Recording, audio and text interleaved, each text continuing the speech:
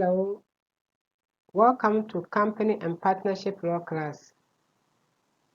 Today we will look at Unit 6, which is on liquidation, specifically Section 2 of Unit 6, which has to do with private liquidation.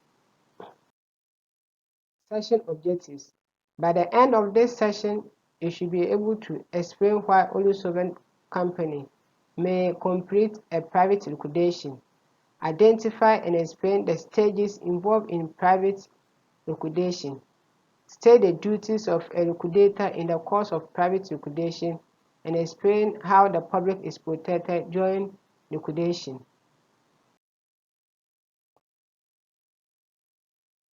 You should know that only solvent company may complete a private liquidation. Solvent company means that the net assets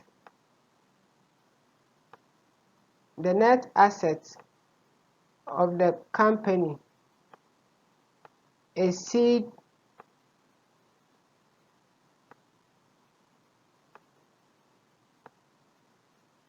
is greater than its liabilities. So liability for L, let's shorten it. So when the net asset exceed liabilities, then the company is solvent, and it is only solvent company that can undergo private liquidation. And private liquidation is done or governed by the Companies Act 2019 at 992.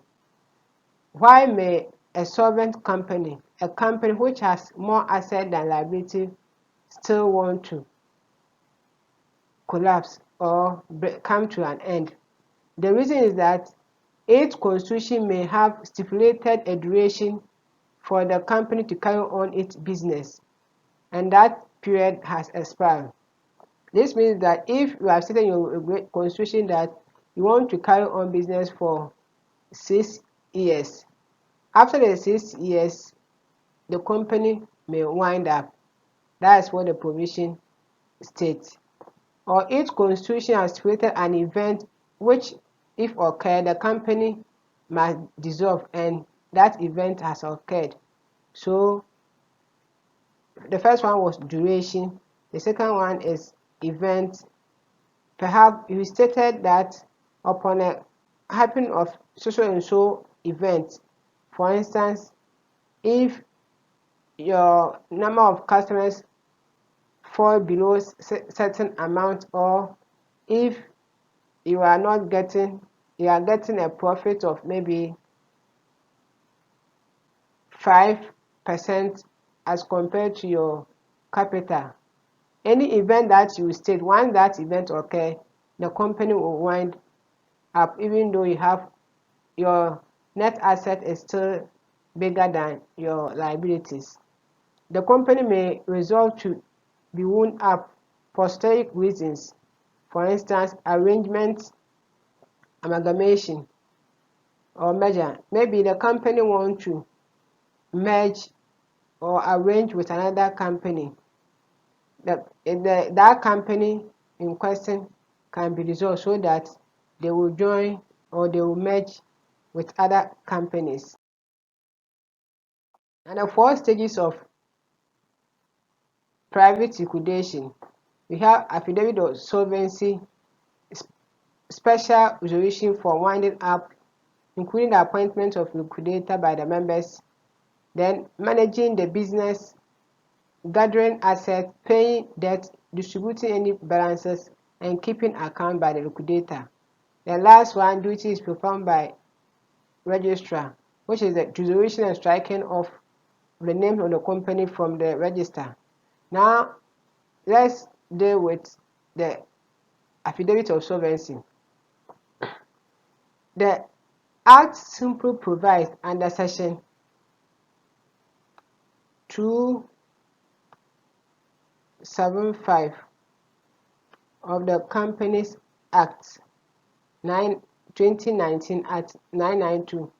It provides that where a company wants to go through under a private liquidation, the directors, where if the directors are more than 2, the majority of the directors may make affidavit of solvency, indicating that the company will be able to pay its debts, or have made inquiry and they are satisfied that the company will be able to pay its debts within a period of not more than 12 months, beginning from the day in which the commencement of winding up occurs. Now, before the affidavit that has been made by the directors be effective, then it should have been made within 5 weeks, immediately preceding the resolution. And the affidavit should also contain the assets and liabilities of the companies, and it should be registered. It should be sent to the registrar. Now, when the registrar is okay, the company may appoint their own liquidator. Since it is voluntary, they may appoint their own liquidator. The liquidator, by being appointed by members, will have a duty to manage the business. The liquidator will gather the assets, pay liabilities, and if everything is successful, then the registrar will be informed. And once the registrar is satisfied, the registrar will strike or dissolve the companies from the system. Thus, the name of the company will be taken from the register of companies by the registrar, and publication will be done. Now, duties of the liquidator in the course of private liquidation. As a liquidator, you are responsible to keep proper records and books of accounts.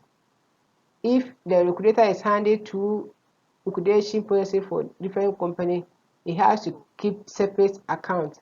The liquidator should not mix his personal money with that of the company. Secondly, should the winding up proceed beyond 12 months from the commencement, it should shortly thereafter, and not later than, if it exceeds beyond 12 months, and not later than 3 months following, unless the registrar extend the period, summon a general meeting of the company. So if the liquidator is not able to complete the winding up process within 12 months, then he has to summon a meeting of the company and lay before the meeting an account of the Liquidators Act and dealings of the trading the business may have conducted while winding up. So if I'm not able to complete within 12 months, you bring it before the company's meeting for them to show what is actually going on.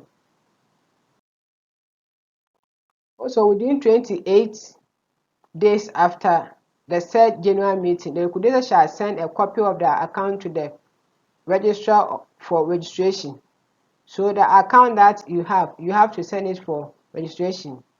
Fourthly, as soon as the affairs of the company are fully wound up, the liquidator shall prepare and send to every member of the company the final audited account, showing how the winding up was. So this was conducted, the result of the trading, and how the property of the company was disposed of. So all this information will be sent to the members, and each member is entitled to receive same. You also want to look at how the public will be protected during winding up. First of all, the liquidator should not be a director of the company, although he should otherwise be qualified to be a director. What we are saying is that to protect the general public, do not appoint a director to be the liquidator, even though the person qualified to be a liquidator.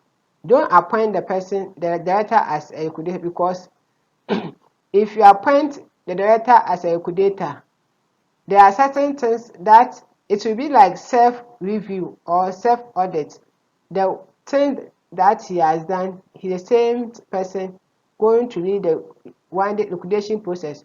So there may be certain business transaction that in the ordinary sense he shouldn't have taken.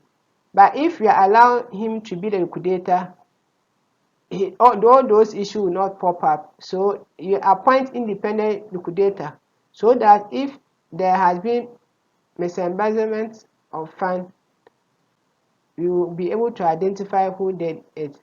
So the liquidator will stand in fiduciary relationship with the company as if he were a director of the company. So remember, fiduciary duty: don't make secret profit, don't take bribe, avoid conflict of interest as well.